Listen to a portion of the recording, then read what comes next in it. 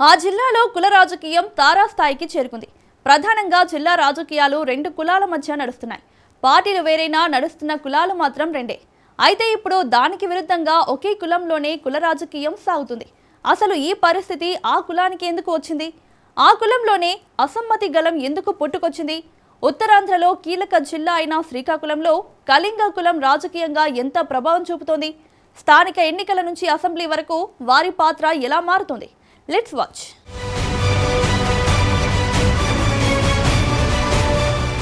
ఆంధ్రప్రదేశ్లో కళింగ కులం బలమైన సామాజిక వర్గంగా ఉంటూ రాజకీయాల్లో కీలకంగా వ్యవహరిస్తోంది. ముఖ్యంగా శ్రీకాకుళం జిల్లాలో కళింగ కులం ఒక ముఖ్యమైన సామాజిక వర్గం.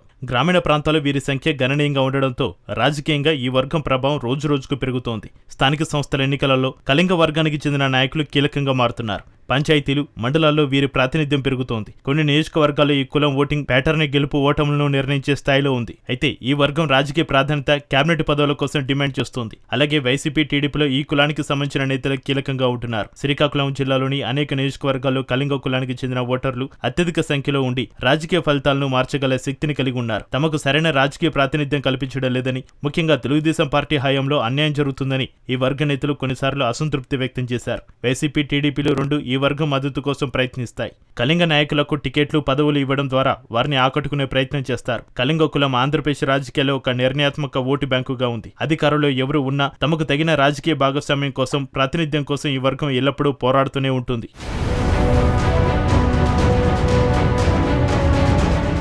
శ్రీకాకుళం జిల్లాలో ఇచ్చాపురం, ఆమ్దాల వలస నియోజకవర్గాల్లో కళింగ కులానికి చెందిన నాయకులు మాత్రమే నాయకత్వం వహిస్తారు. వేరే కులాలు ఉన్నప్పటికీ ఈ కులం మాత్రమే రాజకీయంగా ఎదుగుదల సాగుతోంది. ఇచ్చాపురం నియోజకవర్గంలో బెందాలం అశోక్ తన తండ్రి కాలం నుంచి ఇక్కడ ఈ కుటుంబం రాజకీయాలు చేస్తోంది. అశోక్ ఈ నియోజకవర్గంలో మంచి పట్టున నాయకుడిగా ఎదిగారు. వైఎస్ జగన్మోహన్ రెడ్డి అధికారంలో ఉన్నప్పుడు కూడా ఇక్కడ ఎమ్మెల్యేగా అశోక్ గెలుపొందారు. ఈ నియోజకవర్గంలో అశోక్ 4 సార్లు శాసనసభ్యునిగా ఎన్నికైనప్పటికీ తెలుగుదేశం పార్టీలో తగిన గుర్తింపు లేదనే ప్రచారం ఉంది. ఇదిలా ఉంటే ఆమ్దాల వలస నియోజకవర్గంలో మొదటి నుంచి కళింగ కులానికి పట్టు ఉండేది. ఇక్కడ కళింగ కులాల నాయకులే నాయకత్వం వహిస్తారు. తమ్మినేని సీతారాం పార్టీలు మారిన తర్వాత రవికుమార్ కు అవకాశం ఇచ్చింది. సొంత మేనమామ అయిన తమ్మినేని సీతారాం పైనే పోటీ చేసి విజయం సాధించారు రవికుమార్. ఆ తర్వాత వైఎస్ఆర్ కాంగ్రెస్ పార్టీ అధికారంలోకి వచ్చిన తర్వాత ఈ నియోజకవర్గంలో తమ్మినేని సీతారాం పైన ఓడిపోయారు. అయితే మళ్లీ మొన్న జరిగిన ఎన్నికల్లో ఎమ్మెల్యేగా విజయం సాధించినప్పటికీ మొదటి నుంచి అధికార పార్టీలో విపక్షంగా మారడంతో పార్టీకి కూడా కొంత ఇబ్బందిగా మారిందని కేడర్ చెబుతోంది. స్థానిక మంత్రి అచ్చెన్నాయుడుతోనూ ఈయనకు పసుగదనే టాక్ నడుస్తోంది.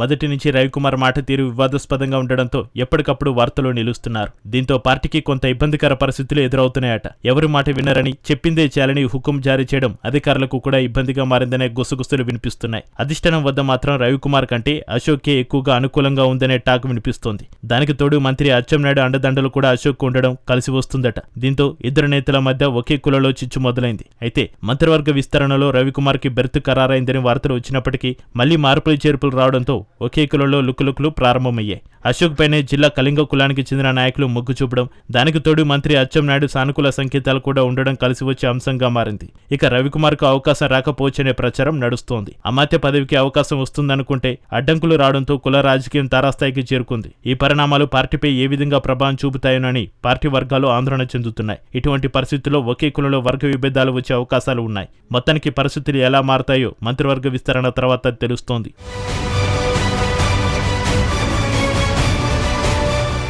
శ్రీకాకుళం జిల్లాలో అత్యధికంగా కళింగ కులం, వెలమ, కాపు కులాలు ఉన్నాయి. ప్రధానంగా రాజకీయంగా వెలమ, కళింగ కులాల నేతలు మాత్రమే పదవులు అనుభవిస్తున్నారు. ఇప్పుడు కళింగ కులంలో మంత్రివర్గ విస్తరణ ప్రచారం చిచ్చు రేపుతోంది. రవికుమార్ కు మంత్రి పదవి దక్కకపోతే ఆయన వర్గం అసమ్మతి గల వినిపించే అవకాశం ఉంది. దీంతో దీన్ని క్యాష్ చేసుకునేందుకు వైఎస్ఆర్ కాంగ్రెస్ పార్టీ పావులు కదుపుతున్నట్లుగా ప్రచారం సాగుతోంది. పరోక్షంగా తెలుగుదేశం పార్టీకి కొంత మైనస్ గా మారవచ్చు. మొదటి నుంచి కళింగ కులానికి పెద్ద దిక్కుగా రవికుమార్ ఉన్నారు. ఇప్పుడు పరిస్థితి తారుమారైతే దీని ప్రభావం కళింగ కులంపై తీవ్రంగా ఉంటుందని రాజకీయ విశ్లేషకులు అంటున్నారు. మరోవైపు దువ్వాడ శ్రీను రవికుమార్ కు మద్దతు పలుకుతుంటే ఒకవైపు అశోక్ కు అచ్చెన్నాయుడు సపోర్ట్ చేస్తున్నారట.